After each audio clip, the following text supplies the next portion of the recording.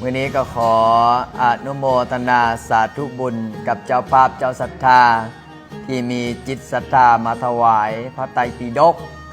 ขึ้นชื่อว่าพระไตรปิฎกคือพื้นที่บรรจุคำสอนพระพุทธเจ้าหรือว่าเป็นรวบรวมคำสอนพระพุทธเจ้านั่นละแต่ก็มีเจ้าภาพเจ้าศรัทธาโดยเฉพาะก็คือ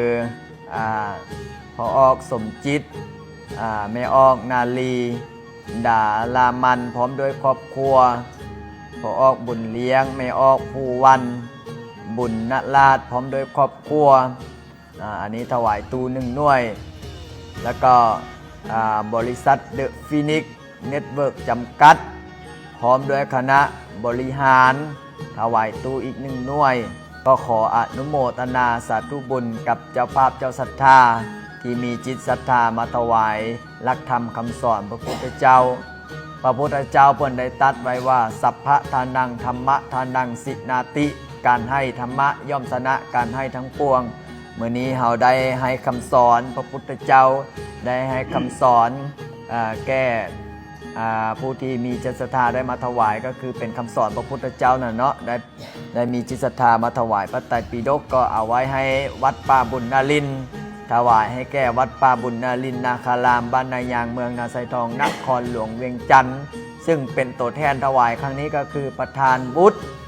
พร้อมกับท่านมาดามพร้อมกับพอออกไม่ออกพร้อมกับคณะบริหารนั่นละได้มาเป็นตัวแทนถวายเนาะพระอาจารย์พร้อมกับคณะสงฆ์ลูกโจลูกเนนก็ได้รับให้แล้วก็เพื่อให้เป็นบุญเพื่อให้เป็นกุศลเพื่อให้เป็นบารมีในเมื่อถวายแล้วอนาคตข้างหน้าก็สิได้จัดงานแห่พอจัดงานแห่เสร็จเรียบร้อยก็สิได้จัดงานสาธยายพระไตรปิฎกอันนั้นก็เป็นลำดับต่อไปเนาะเพราะฉะนั้นแล้วมื้อนี้ก็ขอยกมืออนุโมทนาสาธุบุญ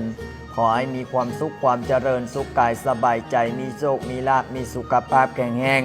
หายเจ็บหายจนให้มีเงินเหลือกินเหลือใช้เหลือไว้สร้างบุญบารมีให้โชคดีร่ำรวยหมดทุกข์หมดโศกหมดโรคหมดภัยเจริญในศีลในธรรมเจริญในหลักธรรมคำสอนองค์สมเด็จสัมมาสัมพุทธเจ้าเฮ็ดอันใดทำอันใดไก่อย่าได้ติดอย่าได้คัดอย่าได้ซับอย่าได้สนขึ้นชื่อว่าความยากไห้ขึ้นชื่อว่าความยากจนอย่าได้มีแก่ออกตนญาติโยมเลยมีแต่ความสุขมีแต่ความเจริญโชคดีร่ำรวยด้วยเถิด